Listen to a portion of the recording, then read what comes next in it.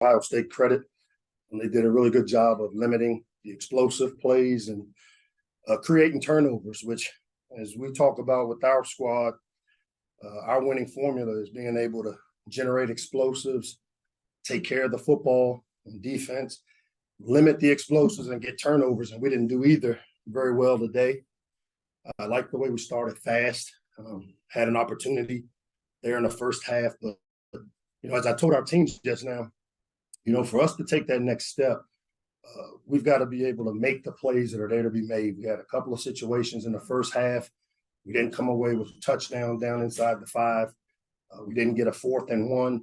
And those are the types of plays where our best players got to show up, make plays, and we've got to do a better job as a coaching staff of putting them in those positions to make plays.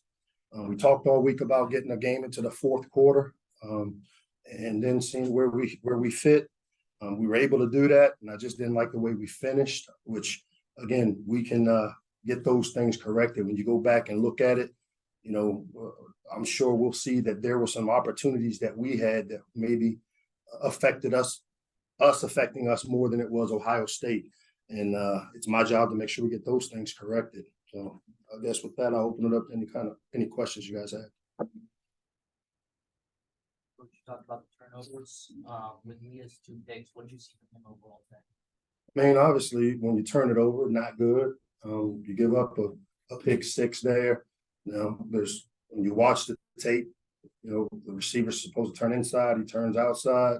That's a communication issue. There's the ball should have been thrown inside. We should have the receiver inside. But, Leah's a veteran player. He's played a lot of football for us. We'll win and lose with him. And I'll take my chances with him because he's a competitor. I like this song play a little better today. We'll look at the tape, get him corrected, and get back home and at the Shell and got Illinois for homecoming. Hey, Mike. George, what's up? Hey, you guys had good protection in the first half, but struggled through most of the game to get the run game going. Something more about what they were doing than what you guys were doing. No, I mean, again, their front 7 is the strength of their defense. They play heavy-handed, especially in the interior parts of their defensive structure. But as I said, and even I'll continue to say it, it's more about what we do a lot than what they do. There wasn't a scheme issue. Our inability to run the ball wasn't numerical because of the numbers they have, or they schemed us. It was a matter of our players making plays up front. We were able to generate a couple of explosives, but not enough today. Taylor, what's up? Talia, he talked earlier this week about, he said he's caught a lot of maturation and growth from last year to this year. Did you see, what kind of growth did you see from Talia, I guess, from last year's Ohio State? I mean, as I said, his growth is beyond just one game, and we're not going to let one game define kind of how he's grown up with us. I think the best part about him is the self-correction. He threw the pick 6, and as soon as he came off, he said, "I thought Reese was turning inside." Those are the things where I see the growth because he can self-correct. They did some really good things in terms of dropping 8 to where, we got to find the open guy and check things down. But, we'll win and lose with Talia Tagovailoa, and I can tell you he's a competitor.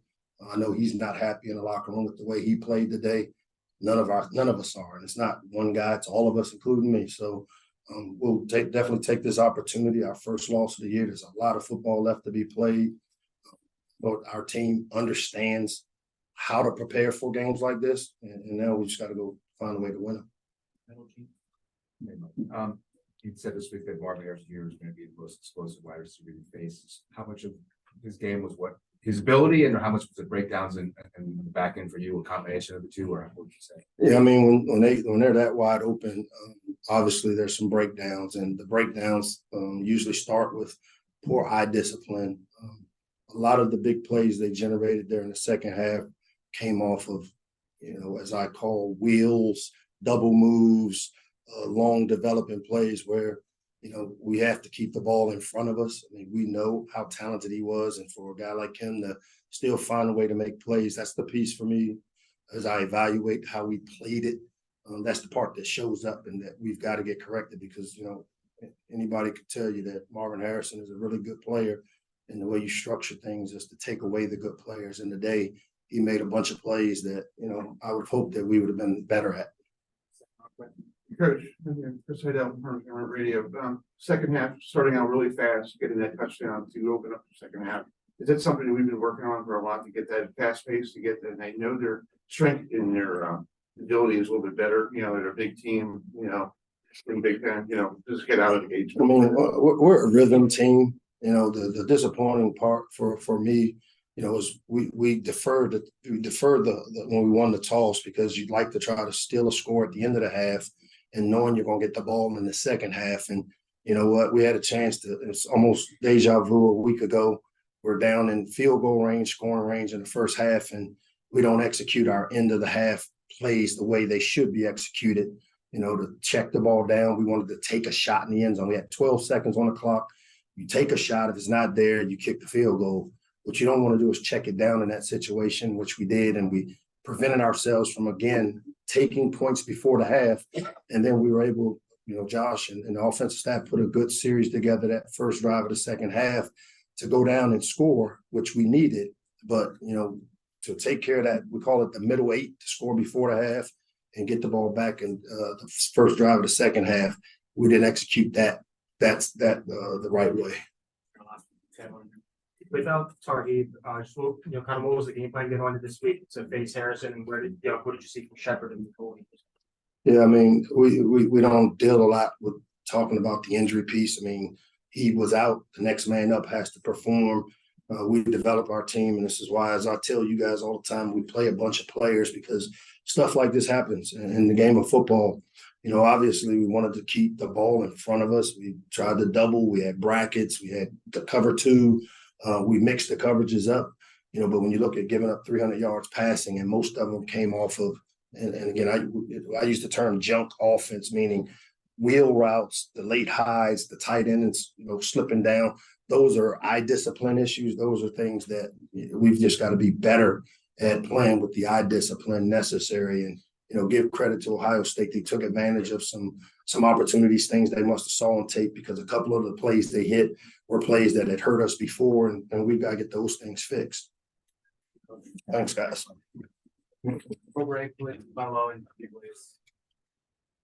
Questions for quarterback Talia Tagovailoa.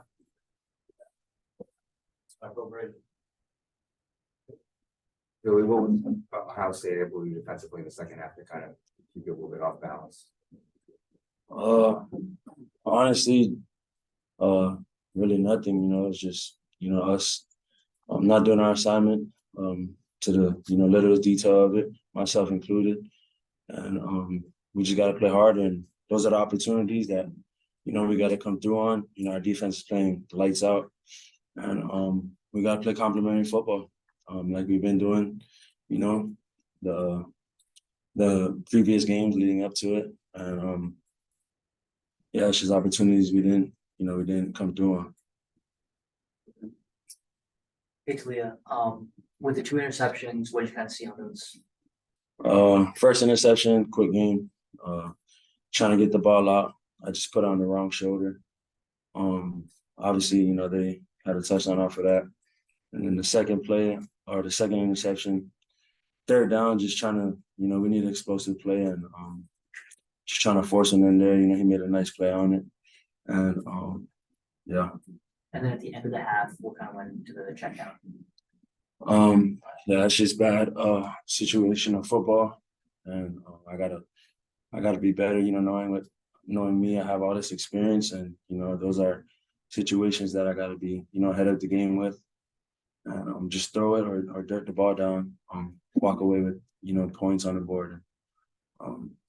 That was all.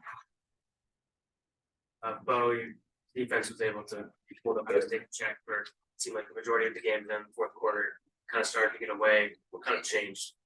We just gotta, read our keys right, communicate right. There's a lot of communication errors out there. And I think that was probably the biggest thing. There were a lot of big plays that happened off of those communication errors. So yeah. So it seemed like for much of the game, McCord was kind of focused on Harrison, but then towards the end of the game, and kind of spread out a little bit more. What changed there to allow him to get to more of the starters? I think those communication errors that we talked about. We probably should have. I mean, we should just play it better. You know, coach calls the plays. We need to play and execute better. And he had some big plays in the fourth quarter, Harrison, and that's sometimes how the game goes.